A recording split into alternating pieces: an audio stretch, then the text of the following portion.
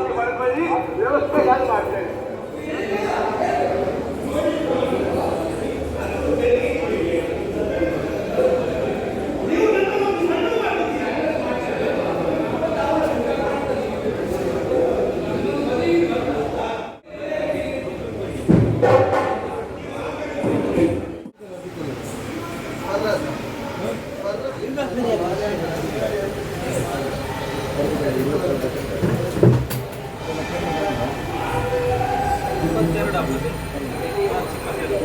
ಬಿಲ್ಲನ್ನು ನಾನು ಎಷ್ಟು ನೋಡಿದ್ದೇನೆ.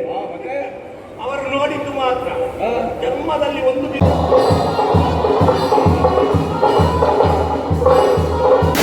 ಗುಣಸೇನ, ನೀವು ಈ ಸ್ಪರ್ಧೆಯಲ್ಲಿ ಸೋತಿರಿ ಎಂದ ಮಾತ್ರಕ್ಕೆ ಬೇಸರಕ್ಕೆ ಒಳಗಾಗದಿರಿ. ಮಮ್ಮಲ ಮರಗಬೇಡಿ, ಕೊರಗಬೇಡಿ. ಇಂದು ಸೋತರೆ ಏನಂತೆ? ಹಿರಿಯವರು ಒಂದು ಮಾತನ್ನು ಆಡಿದ್ದಾರೆ, ಕೇಳಿದ್ದೀರಾ? ಏನಂತೆ? ಸೋಲೆ ಗೆಲುವಿನ ಸೋಪಾನ. ಇವತ್ತು ಸೋತರೆ ಏನಂತೆ? ನಾಳೆ ಅವಕಾಶಗಳು ನಿಮ್ಮನ್ನು ಕರೆಯುತ್ತದೆ. ಈ ಕ್ಷೇತ್ರದಲ್ಲಿ ಸೋತರೆ ಚಿಂತಿಸುವುದು ಬೇಡ. ಇನ್ನೊಂದು ಕ್ಷೇತ್ರವನ್ನು ಸೇರಿ ಅಲ್ಲಿ ನಿಮ್ಮದಾದಂತಹ ಪೌರುಷದ ಪರಾಕ್ರಮವನ್ನು ತೋರಿಸಿ ಅಲ್ಲಿಯೂ ಸೋತಿರ ಬೇಡ, ಬೇಸರ ಮರುಗುವುದು ಬೇಡ. ಮತ್ತೊಂದು ಸ್ಪರ್ಧೆಯನ್ನು ಸೇರುವುದು, ಅಲ್ಲಿ ನಿಮ್ಮ ಬಾಹುಳ್ಯದ ಪ್ರದರ್ಶನವನ್ನು ನೀಡುವುದು. ಅಲ್ಲಿಯೂ ಸೋತಿರಿ ಅಂತಾದ್ರೆ ಬೇಡ, ಬೇಸರ. ಮತ್ತೊಂದು ಕ್ಷೇತ್ರಕ್ಕೆ ಹೋಗಿ ಅಲ್ಲಿಯಾದಂತಹ ಸ್ಪರ್ಧೆಯನ್ನು ನೀಡಿ ಅಲ್ಲಿಯೂ ಸೋತಿರ ಮತ್ತೊಂದು ಕಡೆ ಹೋಗುವುದು, ಅಲ್ಲಿ ಸ್ಪರ್ಧೆ ನೀಡುವುದು. ಅಲ್ಲಿಯೂ ಸೋತಿರಿ ಅಂತಾದ್ರೆ ಮತ್ತೆ ತಲೆ ಬಿಸಿ ಮಾಡಬೇಡಿ. ಮತ್ತೆ ಹೋಗಿ ಸೋತು ಸೋತು ನಿಮಗೆ ಅಭ್ಯಾಸ ಆಗುತ್ತದೆ. ಪುಣ್ಯಾತ್ಮರೇ, ಕೀಳು ಮಾಡಬಾರದು. ಸೋಲು ಗೆಲುವು ಜೀವನದಲ್ಲಿ ಇದ್ದದ್ದು. ಮತ್ತೆ ಅಂತದ ಪರಭ್ರಮ ಮಾಡುದಂತ ಅಂತದಕ್ಕೆ ಎಂತಕ್ಕೆ ಸುಮ್ಮನೆ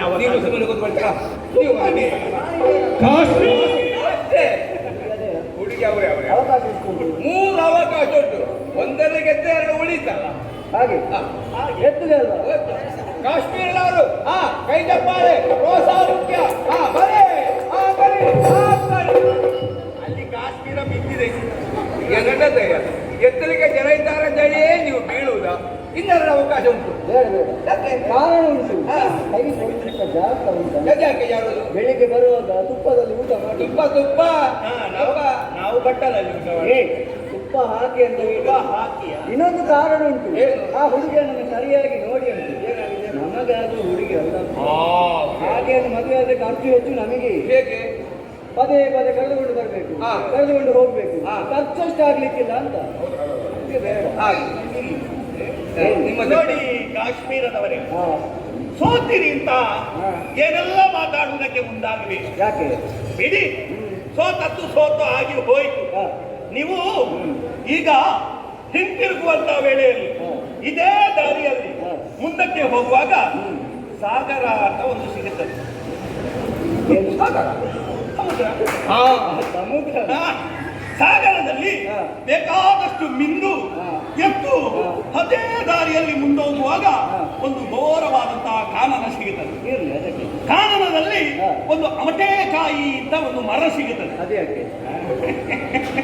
ಯಾಕೆ ಅಂತ ಕೇಳಬೇಕು ಅಂತಲೇ ಕೇಳಿದ್ದು. ಯಾಕೆ ಗೊತ್ತಾ? ಅಕ್ಕ ತಗೊಳ್ಳುವುದಕ್ಕೆ. ಅಕ್ಕ ಯಾಕೆ? ಮಾರ ಹೋದ ಮೇಲೆ ಪ್ರಾಣವನ್ನು ಇಟ್ಟುಕೊಂಡು ಏನು ಪ್ರಯೋಜನ ಹುಡುಗ? ನಮಸ್ಕಾರ. ಮತ್ತೊಬ್ಬರು ಸಣ್ಣನೆ ಮಾಡಬಾರ್ದು. ಇಂಥದ್ದಕ್ಕೆಲ್ಲ ಒಂದು ಹೋಗಿ ಹೋಗಿ ಅವಕಾಶ ಕೊಟ್ಟಿದ್ದೀರ. ಅದು ಬಂದ ಮೇಲೆ ಗೊತ್ತಾಗುದಲ್ಲ ಸ್ವಾಮಿ. ಸಾಮಾನ್ಯವಾದಂತಹ ಬಿಲ್ಲನ್ನು ಎತ್ತುವುದಕ್ಕೆ ಅಸಾಧ್ಯವಾದಂತ ವಿಚಾರ ಬಿಡೋಣ. ಇರಲಿ, ಆ ಬಗ್ಗೆ ನಾವು ಯಾಕೆ ಆಲೋಚನೆ ಮಾಡುವುದು? ಹೌದೌದು, ಸರಿ. ಸಮಯ ಮೀರ್ತಾ ಉಂಟು. ನಿಮ್ಮೆಲ್ಲರ ಆಶೀರ್ವಾದ ಈ ಧೀರೇಂದ್ರನ ಮೇಲಿರಲಿ. ಯಾಕೆ? ನಾವಿನ್ನು ಹೆಣ್ಣನ್ನು ಕರೆದುಕೊಂಡು ನಮ್ಮ ಪುರವನ್ನು ಸೇರ್ತಾ ಇದ್ದೀವಿ. ಹೌದಾ? ಹೌದೌದು. ಹೆಣ್ಣೆಯಲ್ಲಿ ಅಲ್ಲಿ ನೋಡಿ, ನಮ್ಮ ಅಭಿಮಾನಿ ಬಳಗದವರಿದ್ದಾರೆ. ಅಭಿಮಾನಿ ಬಳಗ ಚಿನ್ನರ ಬಳಗ, ಅಭಿಮಾನಿ ಧೀರೇಂದ್ರ, ಅಭಿಮಾನಿ ಮಹಿಳೆಯರ ಬಳಗ. ನೀವಿಂದ ಇಲ್ಲಿಂದ ನಮ್ಮ ಊರಿನ ತನಕ ದೊಡ್ಡ ದೊಡ್ಡದಾದಂತಹ ಫಲಕವನ್ನು ಹಾಕಬೇಕು. ಧೀರೇಂದ್ರ ಇನ್ನಿಲ್ಲ ಅಲ್ಲ, ಚಿರಂಜೀವಿ ಧೀರೇಂದ್ರ, ಚಿರಂಜೀವಿ ಸೌಭಾಗ್ಯವತಿ ಅವರ ಹೆಸರು. ಹೇಳಿದ್ದು ಮದುವೆಗೆ ಬೇಕಾಗ್ತದೆ. ಇವರ ವಿವಾಹ ಸಮಾರಂಭಕ್ಕೆ ಶುಭ ಕೋರುವ ಎನ್ನುವ ಹಾಗೆ ಅಲ್ಲಿಂದ ಇಲ್ಲಿ ತನಕ ಆರಾಧಿಸಬೇಕು. ನಾವಿನ್ನು ನಮ್ಮ ಪ್ರಯಾಣವನ್ನು ಪುರಕ್ಕೆ ಹೋಗುತ್ತೇವೆ. ಲೋಕ ಸಮಸ್ತ ಸುಖಿನೋ ಭವಂತು. ಎಂತಯ್ಯ ಹಾಗೆ ಕರ್ಕೊಂಡು ಹೋಗ್ಲಿಕ್ಕೆ ಆಗ್ತದ? ನೀವು ಸ್ಪರ್ಧೆಯಲ್ಲಿ ಭಾಗವಹಿಸಿದ್ದೀರಾ, ಬಿಲ್ಲನ್ನು ಎತ್ತಿದ್ದೀರಾ, ನಾನು ಅವ್ರು ಕೇಳುವುದಿಲ್ಲೋ ಇದೆಂತದ್ದು ಮೋಸ? ಬಂದವರೆಲ್ಲ ಸೋತಿದ್ದಾರಲ್ಲ. ಹೌದು, ಅವರು ಮಾತ್ರ ಸೋತದ್ದು, ಉಳಿದದ್ದು ನಾನು ಒಪ್ಪನೆ ಅಲ್ವಾ? ನೀವು ಸೋಲಿಗೆ ಉಂಟಲ್ಲ. ನೀವು ಬೇಡದ್ದೆಲ್ಲ ಮಾತಾಡ ನಿಮ್ಮಂತದ್ದು ಅವಾಗ ಆದರೂ ಕೂಡ ಎತ್ತಬೇಕು. ಹೌದು, ಅವರಿಗೆ ಬೇಕಾಗಿಲ್ಲ. ಇವರೆಲ್ಲ ಸೇರಿದ್ದು ಯಾಕೆ? ನಿರೀಕ್ಷೆ ಉಂಟು ನಿಮ್ಮಲ್ಲಿ. ವೀರೇಂದ್ರನವರ ಪರಾಕ್ರಮವನ್ನು ಕಾಣಬೇಕು, ಹೌದು, ಅವರ ಪೌರುಷವನ್ನು ಕಾಣಬೇಕು ಎನ್ನುವ ಕಾರಣದಿಂದಾಗಿ ನೋಡಿ ತದೇಕ ಚಿತ್ತದಿಂದ ನಮ್ಮನ್ನೇ ನೋಡ್ತಾ ಇದ್ದಾರೆ. ಬಂದ ಅವರಿಗೆ ನಿರಾಸೆಯನ್ನು ನಾವು ಮಾಡಲಾರೆ. ನಮ್ಮ ಪರಾಕ್ರಮವನ್ನು ತೋರಿಸುವುದಕ್ಕೆ ದರ್ಬೆಯನ್ನೆತ್ತಿ ಬದಿಗಿರಿಸುವ ತರದಿ ಬಿಲ್ಲನ್ನೆತ್ತಿ ಬದಿಗಿರಿಸುವೇನು. ಬೇಕಾದ್ದು ಎಲ್ಲರಿಗೆಲ್ಲ ಮಾತ್ಸರಿಯಾಗಬೇಕು. ನಿರೀಕ್ಷೆಯಲ್ಲಿದ್ದಾರೆ ನೆರೆದಿರುವಂತಹ ನನ್ನ ಅಭಿಮಾನಿ ಬಂಧುಗಳೇ, ಈಗ ನಿಮ್ಮ ಮುಂದೆ ನಿಮ್ಮ ಧೀರೇಂದ್ರ, ನಿಮ್ಮದಾದಂತಹ ಚಪ್ಪಾಳೆ ಶ್ರೀರಕ್ಷೆ ಬಡೀರ ಬಡೀರ ಈಗ ವಾದ್ಯಘೋಷಗಳು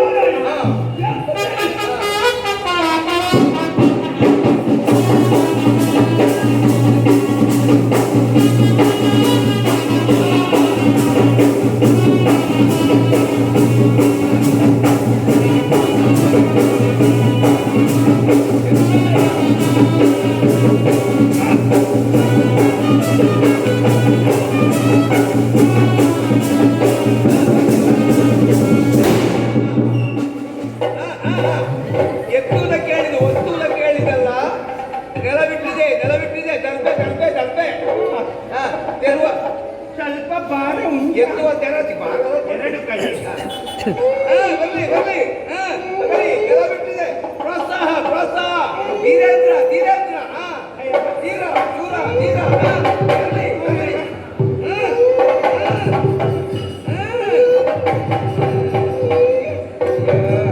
ಇವರು ಕೂತದ್ದು ಕಾಣುವಾಗ ಏನೋ ಹೆಚ್ಚು ಕಡಿಮೆ ಆಗಿದೆ ಅಲ್ಲಿ.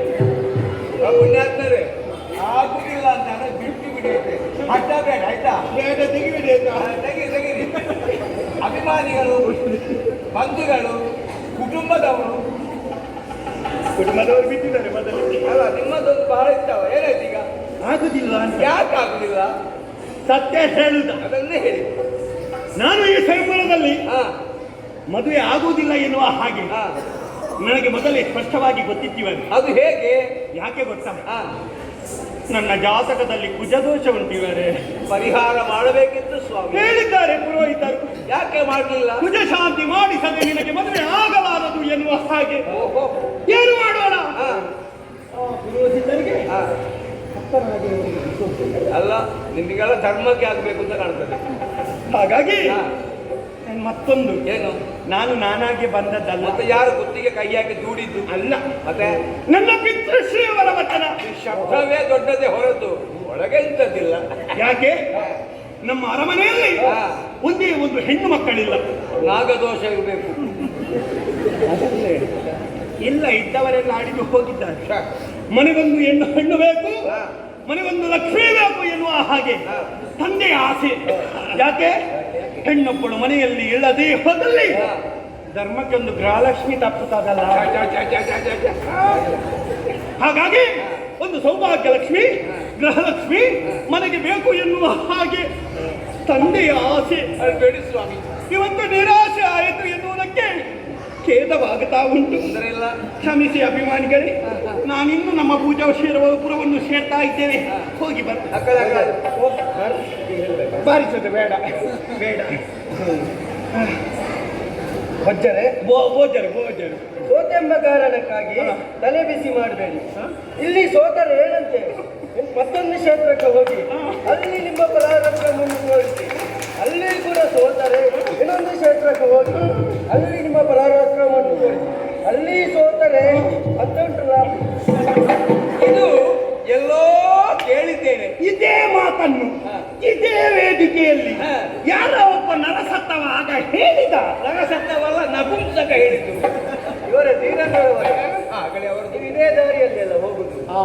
ಹೋಗುವಾಗ ಒಂದು ಸಾಗರ ಅಂತ ಸಿಗ್ತದೆ. ಆಗ್ತಾ ಇದೆ. ಅದಕ್ಕೆ ನಾವು ಮೊದಲೇ ಹೋಗಿದ್ದೇವೆ. ಹೌದಾ? ಅದು ನೋಡುವಾಗಲೇ ಗೊತ್ತಾಗ್ತದೆ. ಅದರಲ್ಲಿ ಮಿಂದು ಅದೇ ದಾರಿಯಲ್ಲಿ ಹೋಗುವಾಗ ಒಂದು ದಟ್ಟವಾದಂತಹ ಅರಣ್ಯ ಸಿಗ್ತದೆ. ಅರಣ್ಯ ಅದರಲ್ಲಿ ಒಂದು ಅಮಟೆಕಾಯಿಯ ಮರ ಸಿಗ್ತದೆ. ಯಾಕೆ ಅಂತ ಕೇಳ್ಬೇಕು ನೀವು. ಹಗ್ಗ ತಗೊಳ್ಳಿಕ್ಕೆ. ಈ ಮಾನ ಹೋದ್ಮೇಲೆ ಪ್ರಾಣ ಯಾಕೆ? ನಿಮಗೆ ಬೇಕಿತ್ತ ಇದೆಲ್ಲ? ಅದೇ ಅಮಟೆಕಾಯಿಯಲ್ಲಿ ಎರಡು ಕೊಂಬೆ ಉಂಟು. ಒಂದು ನಮಗೆ, ಮತ್ತೊಂದು ನಿಮಗೆ. ನೀನು ಒಂದೇ ಕೊಂಬೆ ಇಟ್ಟದನ್ನು ಹುಡುಕು. ನನಗೆ ಸಂತೋಷ ಆದದ್ದು ಯಾಕೆ ಗೊತ್ತಾ? ನಾನು ಸೋತದಕ್ಕೂ ನನಗೆ ದುಃಖ ಆಗಲಿಲ್ಲ, ಸಂತೋಷ ಇವರನ್ನು ನೋಡಿ ಆಯ್ತು. ಯಾಕೆ? ಇಂದಿನ ಕಾಲದಲ್ಲಿಯೂ ಕೂಡ ಅಂದಿನ ಸಾಲವನ್ನು ಅಂದೇ ತೀರಿಸುವವರು ಇರ್ತಾರಲ್ಲ ಎನ್ನುವ ಹಾಗೆ. ಇನ್ನು ನೀವು ಸ್ವಲ್ಪ ವಿಶ್ರಾಂತಿ ಮಾಡ್ಕೊಳ್ಳಿ ಆಯ್ತಾ? ಸಂತೋಷ ಹಾಗೆ ಬೇಸರ ಮಾಡಬೇಡಿ. ನಾನು ಹುಡುಗಿಯೇ ವಾಕ್ಯ ಆದ್ದು. ತಲೆ ನೋಡಿದ್ದು 1 2 3 4 5 6 7 8 9 10 ತಲೆ ಮಾಲನೆ. 10 ಶಿರವ. ನನಗೀಗ ಸ್ಪಷ್ಟವಾಯಿತು. ಈ ತುಂಬಿದ ಸಭೆಗೆ ಅವರು ಇಷ್ಟು ತಡವಾಗಿ ಯಾಕೆ ಬಂದರು ಎನ್ನುವ ಹಾಗೆ ಈಗ ಅರ್ಥ ಆಯ್ತು. ಯಾಕೆ ಹೇಳಿ? ಅವರು ನಮ್ಮ ಹಾಗಲ್ಲ. 10 ಶಿರ.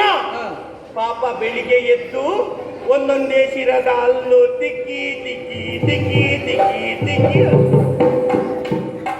ನಾವು ಯಾರು ಅಂತ ಗೊತ್ತಾಗಲಿಲ್ಲ.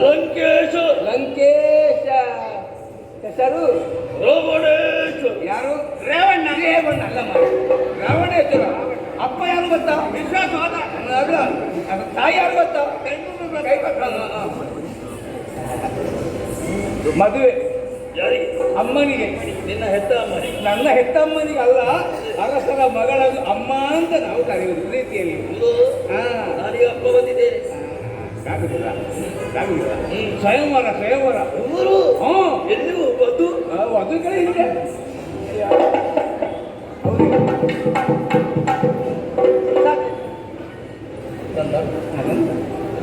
ಅದೇ ಇನ್ನಿರುವುದು ಗಳಿಯಲ್ಲಿ ಕಾಣುವುದು. ಹೂವಿನ ಹಾರವನ್ನು ಹಿಡಿದುಕೊಂಡು ಮುಂದೆ ಬರುವುದಕ್ಕೆ ಗಾಳಿ ಕಡಿಮೆ ಉಂಟು.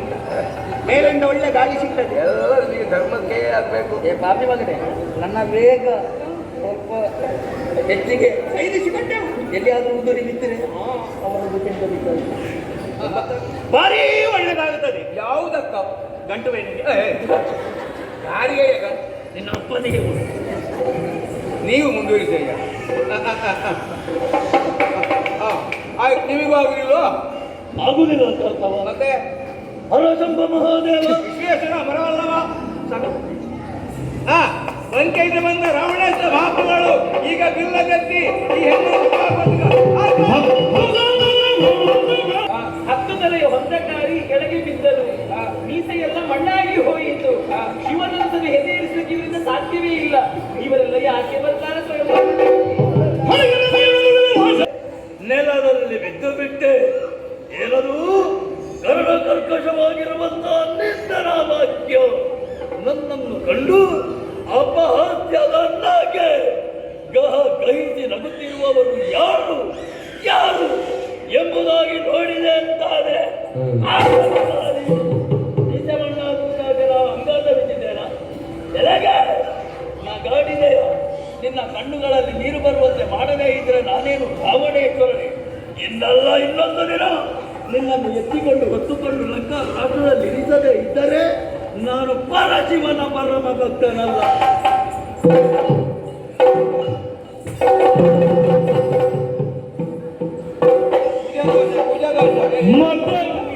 ಅನುಮಾನವೇ ಇಲ್ಲ. ನಿಮ್ಮ ಬಗ್ಗೆ ಸಕಲವನ್ನು ಕೇಳಿ ತಿಳಿದವನಿದ್ದೇನೆ. ಆದರೆ ನಿಮ್ಮ ಜೊತೆಯಲ್ಲಿ ಬಂದಂತಹ ಉಭಯ ಮಕ್ಕಳು ಯಾರು ಏನು ಭಾಗಿಯಾಗಬೇಕೆಂಬುದ ಹಾಗೆ ನನ್ನ ಕೇಳಿ ಬಯಸಿ ಶಾಂತಿ ಕಾಪಾಡಬೇಕು, ಶಾಂತಿ ಕಾಪಾಡಬೇಕು. ಯಾಕೆ ನೋಡಿ ಹೊಂಗರೆ ಕಾಶ್ಮೀರ ಕೊಂದರು ತುಂಬಿದಂತಹ ಸಭೆಯಲ್ಲಿ ನಮ್ಮ ಸ್ಪರ್ಧೆಯನ್ನು ವೀಕ್ಷಿಸುತ್ತಾ ಆಸ್ವಾದಿಸುತ್ತಾ ಇರಬೇಕಾದ್ರೆ ತಮ್ಮಧ್ಯೆಯಲ್ಲಿ ನೀವು ವೀರಾವೇಶದಿಂದ ಕೋಪದಿಂದ 4 ಗುತ್ತು ಹಾರಿದ್ರಲ್ಲ. ಯಾಕೆ ಕೋಪ, ಯಾಕೆ ತಾಪ, ಎಂತ ವಿಪರ್ಯಾಸ ಗೊತ್ತಾಗ್ಲಿಲ್ಲ. ಕಾರಣ ಉಂಟು. ಈಗ ನಾವೆಲ್ಲ ಬಂದದೇ ಆಗ್ತೀವಿ. ಬಿಲ್ಲನ್ನೆತ್ತುವುದಕ್ಕೆ. ಹೌದು, ನಮ್ಮಿಂದಲೇ ಆಗಲಿಲ್ಲ ಅಂತ ಹೋಗಿ ಬದಿಗೆ ಕೂತವರು ಸೋತವರು. ಸುಮ್ಮನೆ ಯಾಕೆ ಅದಕ್ಕೆ ವಿಷಯ ಇರುವುದೇ ಅದರಲ್ಲಿ. ಈಗ ನಾವೇ ಅಲ್ಲಿ ಕೂತಿದ್ದೇವೆ. ಹೌದು, ಬಂದವರು ಯಾರೀಗ ಈಗ ನೆತ್ತಲಿಕ್ಕೆ ಯಾರು ಬಂದಿದ್ದಾರೆ? ಸಣ್ಣ ಮಕ್ಕಳು ನೋಡಿ.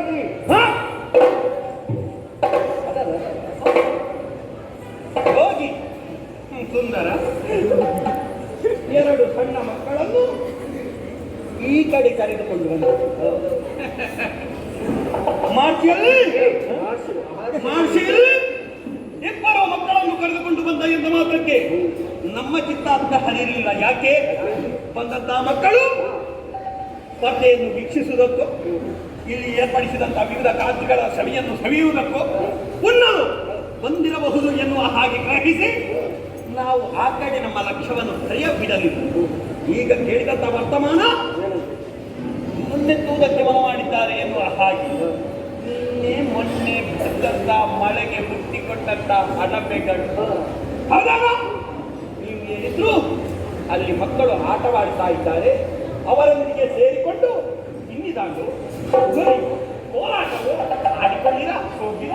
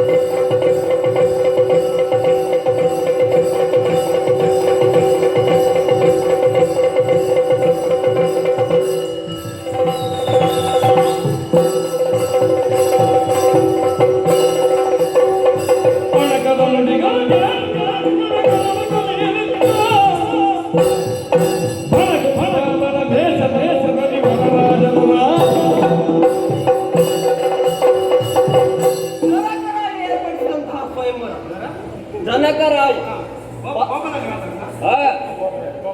ಪರಾಕ್ರಮವೇ ಕಣ.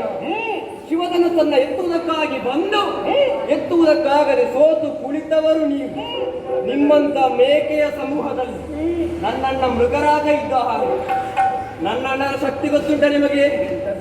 ನನ್ನ ಅಣ್ಣ ನಿನ್ನ ಅಣ್ಣ ಎದ್ದದ್ದು ಮಹಾ. ನಿನ್ನ ಅಣ್ಣ ಎಂತದ್ದು ಮೇಲಿಂದ ಉದುರಿ ಕೆಳಗೆ ಬಿದ್ದದ್ದ ಅಲ್ಲ, ಭೂಮಿ ಒಡೆದು ಎದ್ದದ್ದ. ಎಂತ ಕುಂಬಳಕಾಯಿ ಎಂತ ಮಾಡಿದಾಗ ಗುರುಗಳಾದಂತಹ ವಿಶ್ವಾಮಿತ್ರನಲ್ಲಿ ಬಲ ಅತಿಬಲ ಎಂಬ ವಿದ್ಯೆಯನ್ನು ಪಡೆದವ. ಅಷ್ಟು ಮಾತ್ರವಲ್ಲ, ದುರುಳ ಕಂಟಕಿಯಾದ ಪಾಠಕಿಯನ್ನು ಒದಿಸಿ ಮಾರೀತನನ್ನು ಮಾನವಾಸ್ತ್ರದ ಮೂಲಕ ಸಮುದ್ರದಾಚೆಗೆ ಹಾರಿಸಿ ಸುಬಹುವನ್ನು ವಧಿಸಿದ ಸೂರ್ಯವಂಶದ ನನ್ನ ಅಣ್ಣನ ಬಗ್ಗೆ ತುಂಬಿದಂತಹ ಸಭೆಯಲ್ಲಿ ಒಂದು ಮಾತನಾಡಿದಂತಾದ್ರೆ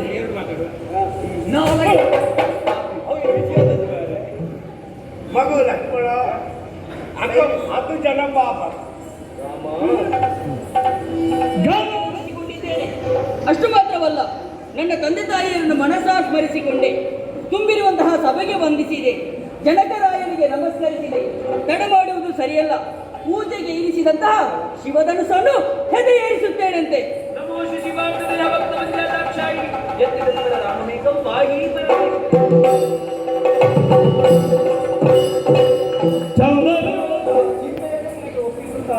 ಸಂತೋಷ. ಕೇವಲ ಅಲ್ಲಿಗೆ ಸಾಕಾಗುವುದಿಲ್ಲ.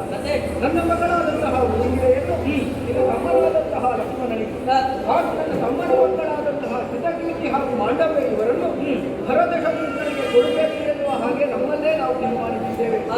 ಹಾಗಾದ ಕಾರಣ ಸಾರಸಾಕ್ಷನಾದಂತಹ ನೀನು ಅತಿ ಶೀಘ್ರವಾಗಿ ಅವರು ಬರುವಂತಹ ವ್ಯವಸ್ಥೆಯನ್ನು ಮಾಡಬೇಕು.